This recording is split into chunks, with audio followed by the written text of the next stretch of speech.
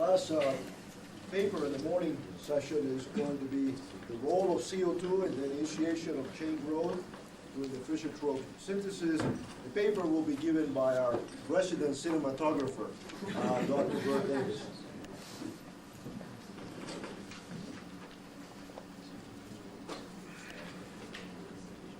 Well, for one, not being totally organized, I always start at the end. At least that way I don't forget to acknowledge who contributed to doing the work that we're going to describe. Rick mentioned that commercially there have been at least 8 cycles. Mechanistically, there's been at least 3, and hopefully what I'll present today will convince you maybe we should break this off and say now there are 4 stages of mechanistic considerations.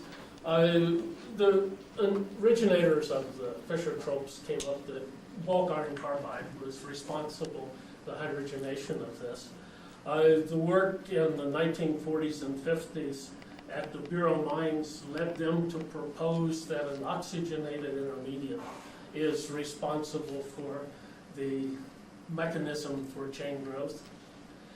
In the 1970s, surface science took over. The observation of very little oxygen but much carbon on the surface of catalyst led them to propose that it wasn't the bulk, but it was at least a surface carbide. And so this is pretty much what you see today, that ruthenium, iron, cobalt, all have a surface intermediate which involves carbide. The reason for abandoning the bulk carbide was found with tracer studies. This is work by Professor Emmett in the early 1950s. He synthesized bulk iron carbide using carbon-14 CO, then carried out the synthesis. At most 10-15% of the product that's formed even at the initial conversion could possibly come from the iron carbide. And so this was taken to confirm the Bureau mines mechanism of oxygenating. Now what I'm going to describe today utilizes carbon-14 tracers. I have tried to illustrate this. If you have the chain growth mechanism, C1 addition to give you the typical Anderson-Schultz-Flory plot, what you do with the carbon-14 tracer, I've tried to illustrate, you could add alcohol or olefin. This will absorb on the surface. This is the critical point, whether the intermediate formed from this becomes identical to what is formed from CO. You could have 2 possible scenarios where the added carbon-14 compound follows a growth which is independent of what from CO2, or that it is the same. The optimist says that it's the same. The pessimist would argue then the possibility of it not being the same. Now, I just want to concentrate on the top 2 to give you 2 possible scenarios. If all of the carbon we add in the ethanol, for example, were to become equivalent to the carbon of CO, then the carbon-14 in the carbon number, increasing carbon number products would increase linearly. If, on the other hand, the added intermediate were to serve to initiate chain growth and then the CO species were to propagate, you would get constant carbon-14 activity per mole. Work carried out by Professor Emmett, again in the 1950s, showed what you would expect if the added ethanol were to serve to cause chain initiation and not participate in growth. Most of this was carried out at atmospheric pressure, but was taken to, again, to be strong support for the Bureau mines mechanism involving an oxygenate intermediate. Now, I know I don't need to show this, but for maybe one or two people who aren't, if you make a log of the plot mole fraction over carbon number against the carbon number, you should get a straight line, as Cal indicated. And he indicated that all appear to follow the Anderson-Schultz-Flory. But if you look, there are very few that you find in the literature which, when you consider carbon number from 1 to 25, are shown to follow over the whole carbon number range. This is early work in Germany in Standard Oil. This is in large pilot plants or semi-commercial. Each of these show deviation from the Anderson-Schultz-Flory plot at some carbon number. With iron, this is frequently in the 9 to 14 carbon number range. I just summarized in this table 7 papers to show that at different hydrogen to CO ratios, different reaction temperature, different pressure, they do get carbon break. And so the only one to concentrate on are these 2 last. It was a single Anderson-Schultz-Flory plot where no potassium was present. They got a break where potassium was present. They proposed that potassium caused this 2-alpha break, that you had 2 sites. The reason you get the break is because you have at least 2 sets of sites. As GC analysis improved, it was found that it was perhaps more complicated than at first. If you look at oxygenates, it follows the Anderson-Schultz-Flory. The one which really deviates are paraffins, are the hydrogenated alkanes. And they deviate and contribute significantly, if not all, to the total break.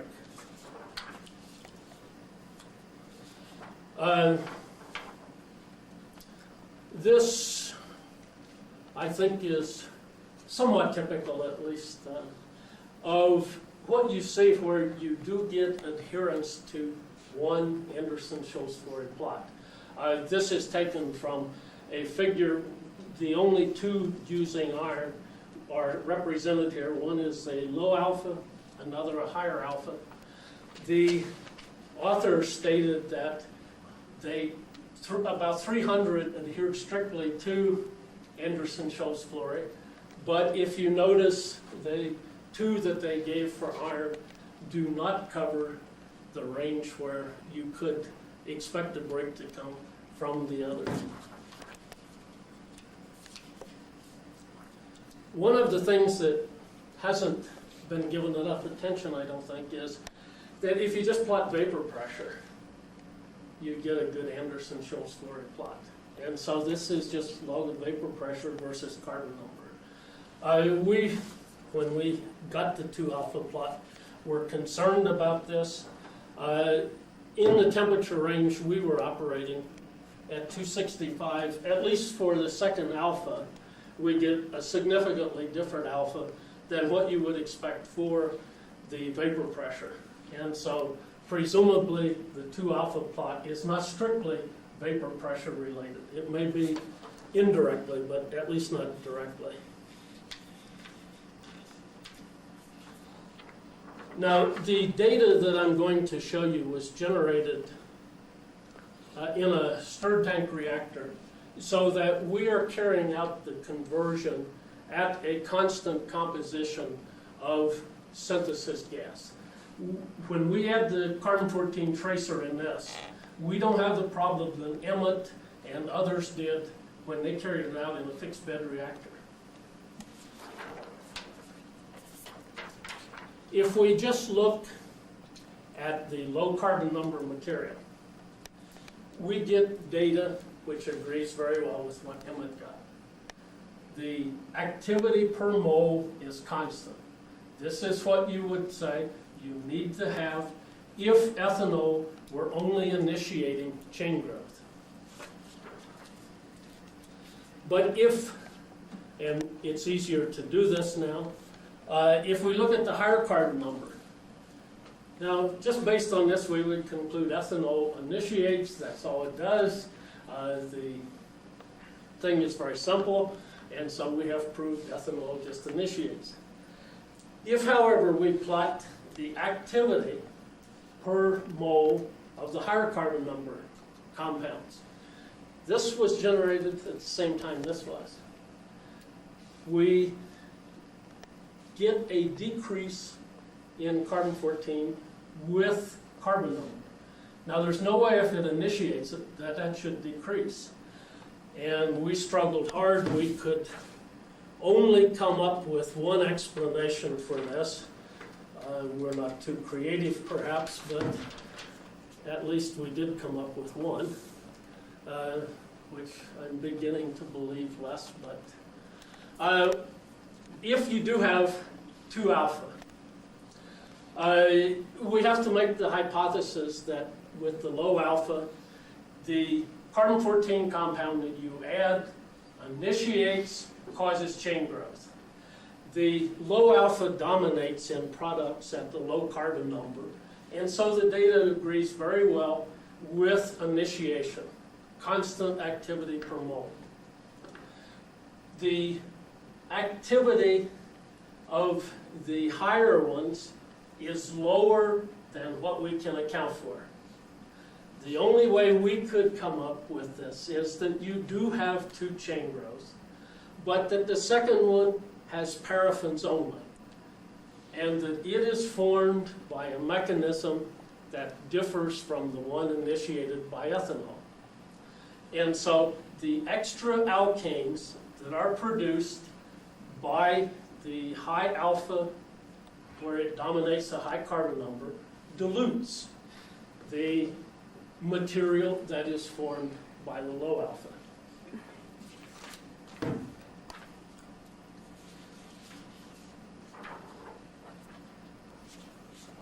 Another reason to look at oxygenates as an intermediate is shown here.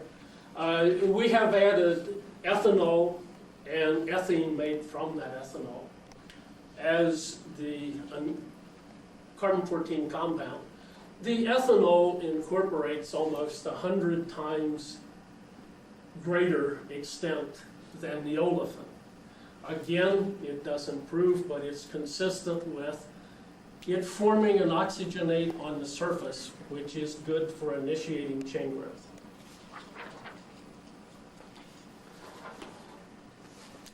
One of the things that caused us problems in these studies is the reason for the CO2 work that I'm going to describe. When we run ethanol or any other alcohol in which we put the carbon-14 and the carbonyl carbon, if you form CO2, the way that you would expect to form it is by dehydrogenation, I think, and then decarbonylate the aldehyde, form carbon-14 labeled CO, and then with water gas shift you form CO2. But in every run we made, in which the carbon-14 was in the carbonyl carbon, whether it was in the stirred reactor at high conversion, in a plug flow reactor at atmospheric, we always got carbon dioxide with more activity than the carbon monoxide. Now there's no way that you can get more carbon-14 in the CO2 than you have in the CO if it forms by water gas shift. And so this was a puzzle. We should have solved it sooner than we did, but we didn't. This illustrates when we run pentanol with carbon-14 indicated by the red carbon, and we look at CO2, we have high activity in the CO2. The CO has very low activity compared to CO2 because the CO we're putting in is unlabeled. And so this indicates that CO2 cannot be formed by water gas shift. It has to come some other way.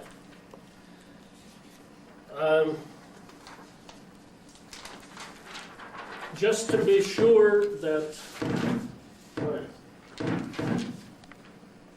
this one must be supercharged. We synthesize the alcohol where we put the carbon-14, not in the carbonyl-carbon, but in the one connected to it. When we run this time, we get no carbon-14 in the CO, nor in CO2. But now if we look at the activity of the C5 alkane, it is quite high. And that's what you would expect if you just lose this carbon and form the alkane. And that appears to be what happens because if you form the olefin first, then the alkane could have higher activity per mole than the alkene. And so in converting this alcohol, apparently there is a direct route to CO2. The alkane fragment then goes to the alkane.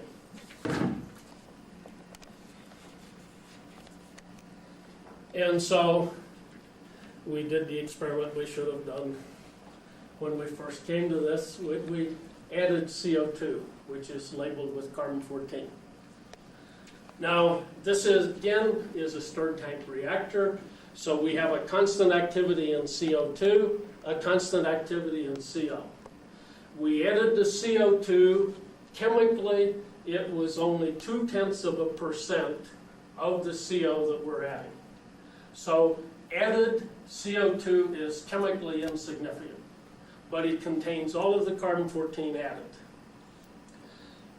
Now, if water-gas shift forms CO, which contains carbon-14, and if that carbon-14 in the CO is the only one that contributes to chain growth and initiation, then each carbon number would have n times the activity of the CO, which is the polymerizing unit.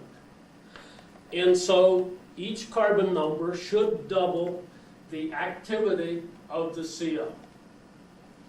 The slope of this curve should then correspond to the dashed line. If CO only is involved in the chain growth process,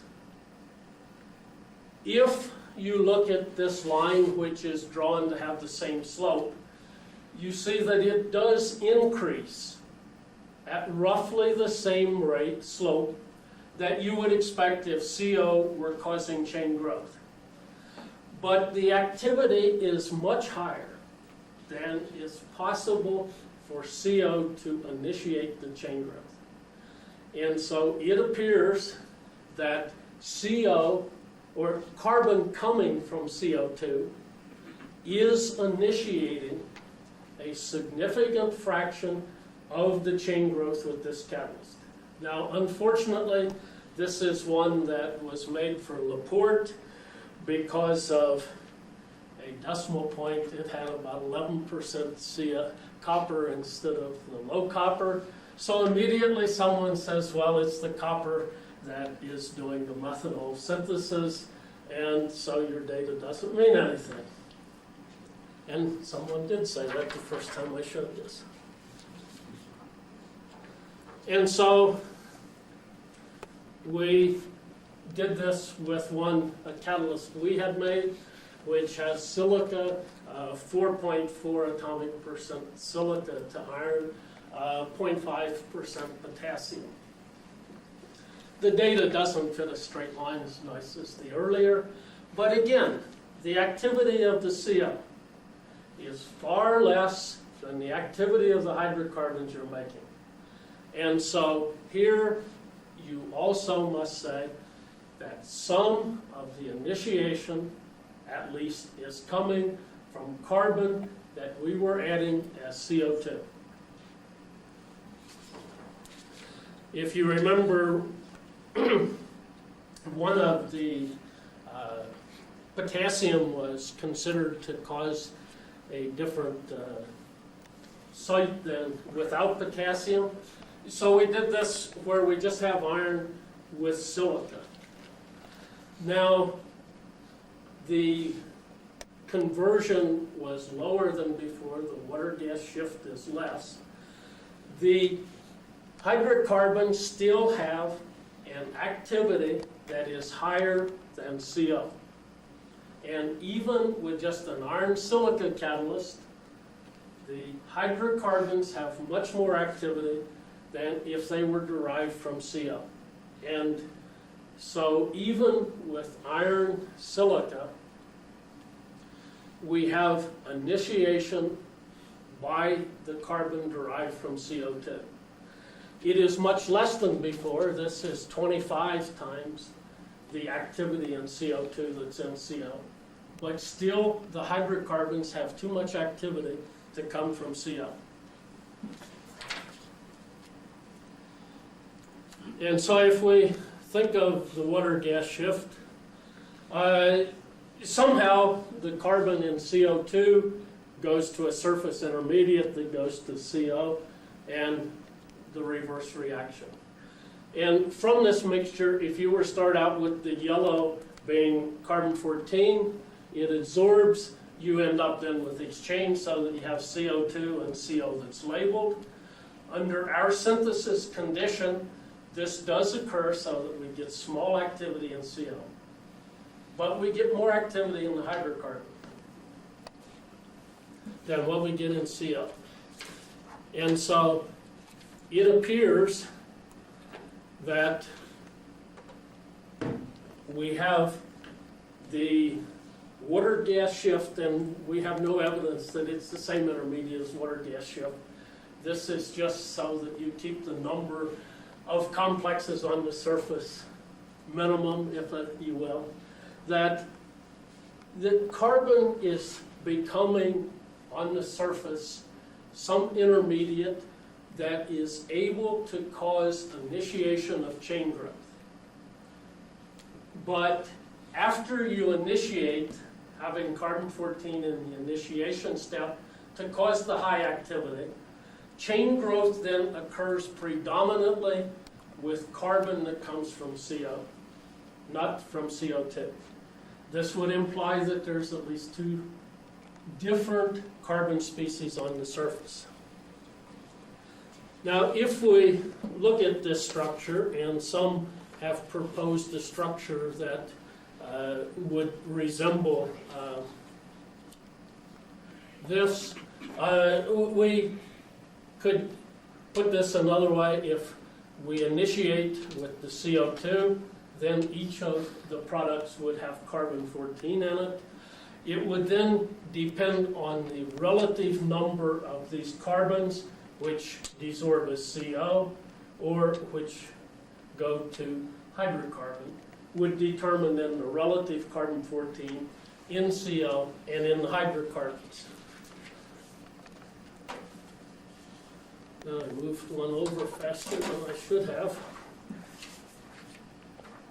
If you recall, when we were talking about the alcohol, it seems that we could make a similar mechanism for generating CO2 directly. If there is oxygen on the surface, and if you have water gas shift and synthesis, you certainly have oxygen on the surface, you could visualize forming an acid-like group, and this is what is proposed as an intermediate in the water gas shift, if you have hydrogen here rather than C5 group. This group then can have the C5, as I've shown it, migrate off, leaving CO2 absorbed, which can then desorb as carbon-14 labeled CO, depending on where carbon-14 is. If it's in the carbonyl carbon, this will be labeled. If it was in the C6, which this is illustrating, it would stay in the alkyl group, and we would get unlabeled CO2, as we do. This R group then predominantly goes to the alkane rather than the alkene.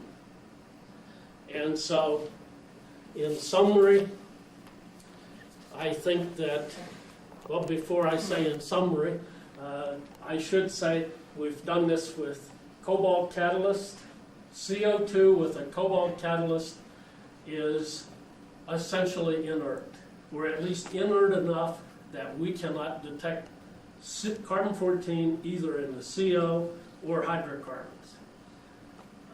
So that it would appear that iron has a different structure for chain growth than does cobalt. So that the first, well, I just said the first. I didn't show you data for this, but isoalcohols initiate predominantly isohydrocarbons, branched hydrocarbons.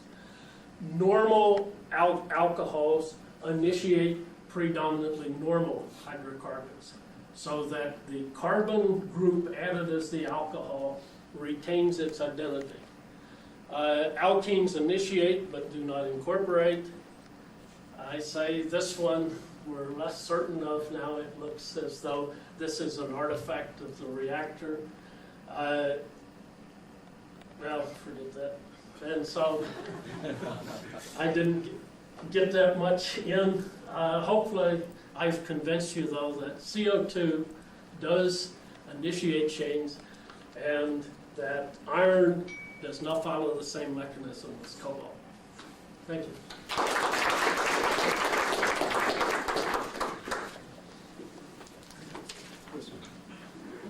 That C14 you add to the, in case of cobalt catalyst, you mentioned that you don't find that either in CO2 nor in CO. in CO. You said the hydrocarbons. No. Okay, it goes to hydrocarbon. No, it stays only in CO2. It goes through unconverted. It's just like putting in argon. It goes in, it comes out. Dave Kastner, University of Washington. I have two questions. One is, do you have any spectroscopic or other evidence to know that what you're adding goes down to the actual Fischer-Tropsch active site? And two, when you're talking about the dual mechanisms, couldn't you accomplish the same thing if all you do is separate the chain termination, either like elimination to alkane and alkene, from the chain growth step? So you just separate those two. I think you would get the same, you could also fit the data that way. The first one is certainly not, because I don't know how you do spectroscopic in a slurry reactor at 13 atmospheres. We have taken catalyst out. We find that composition doesn't really relate, so it must be surface. We don't know what it is. The second one, I don't follow how you could separate by carbon number termination.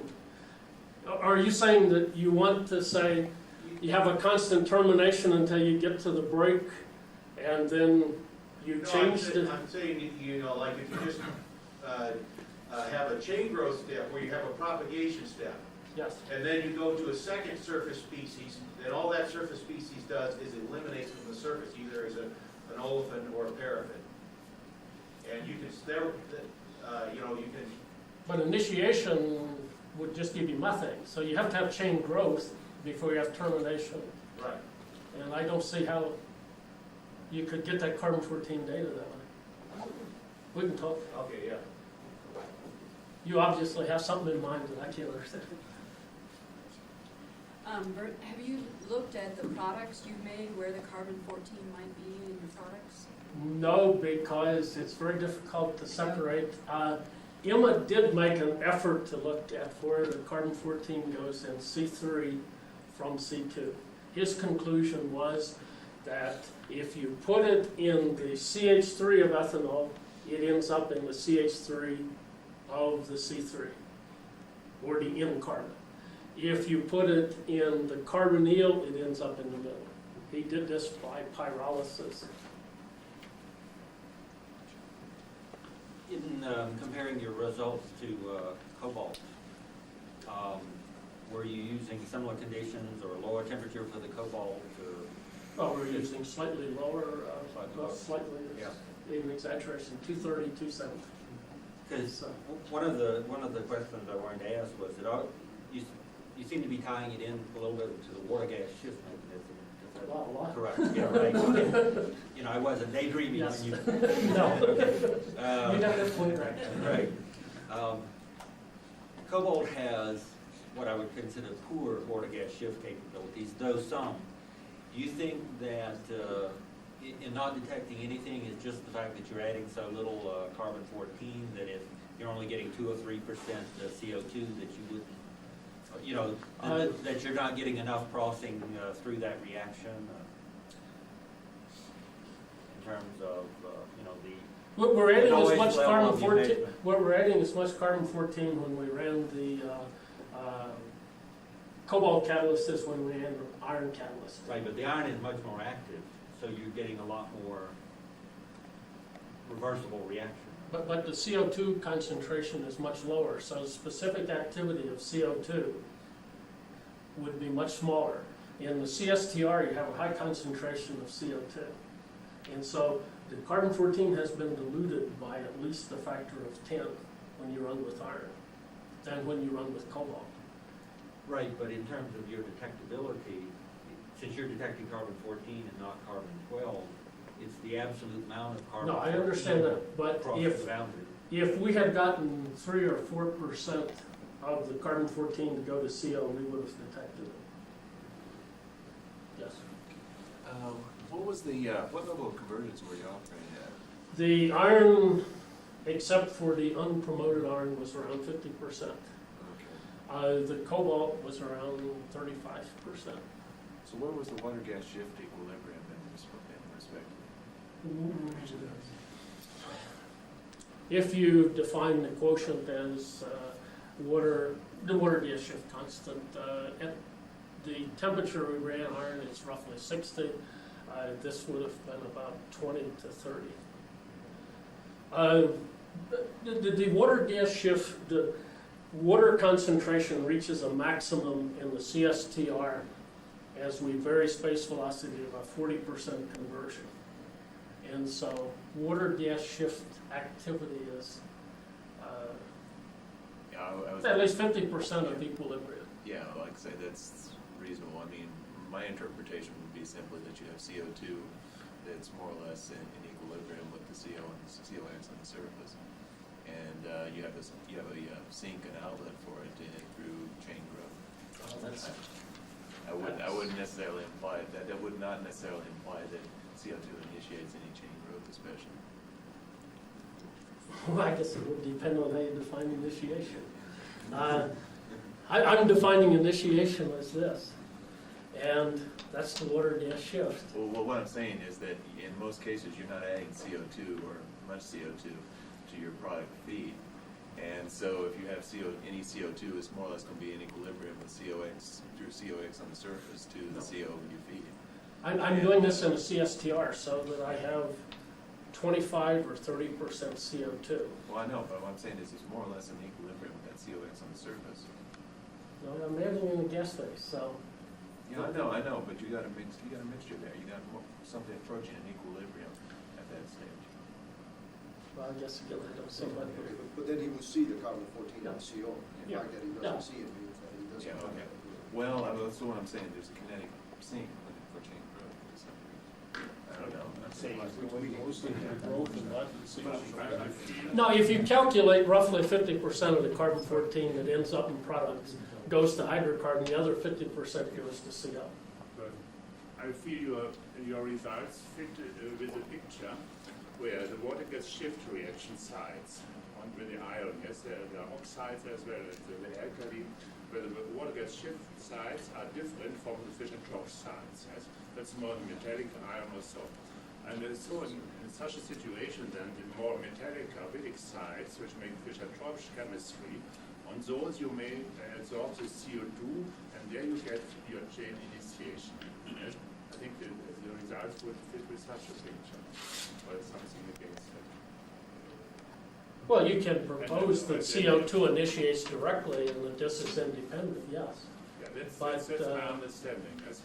The water gas shift reaction is an extra chemistry of Fischer-Tropsch iron catalysts, which have an iron oxide and the alkali all around. But then you have to have mobility.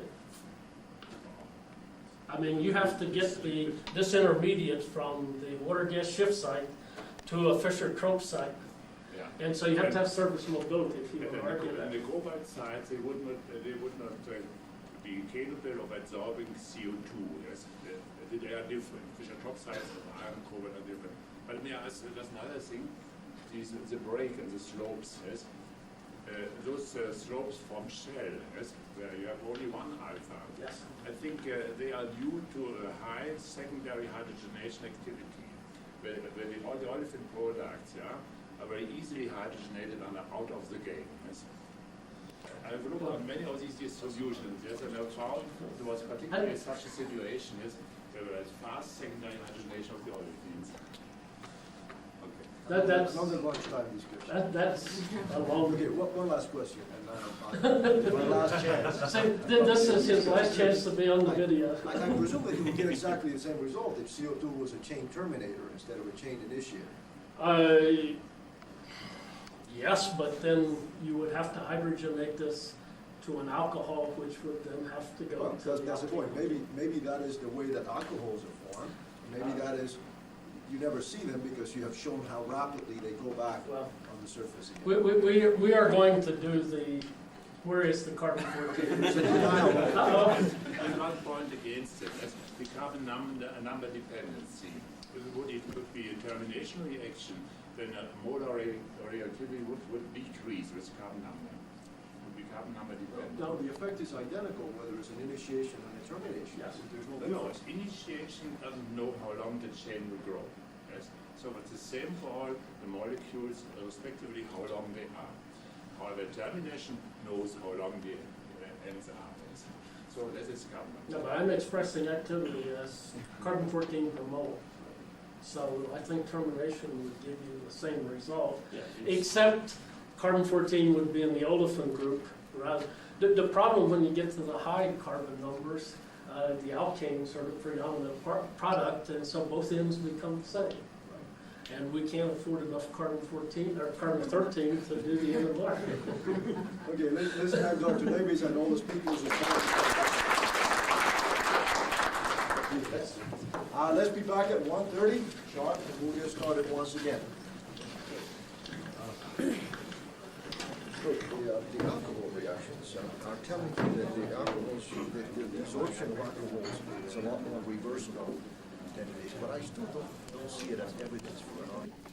And before we get started, I want to say a few things.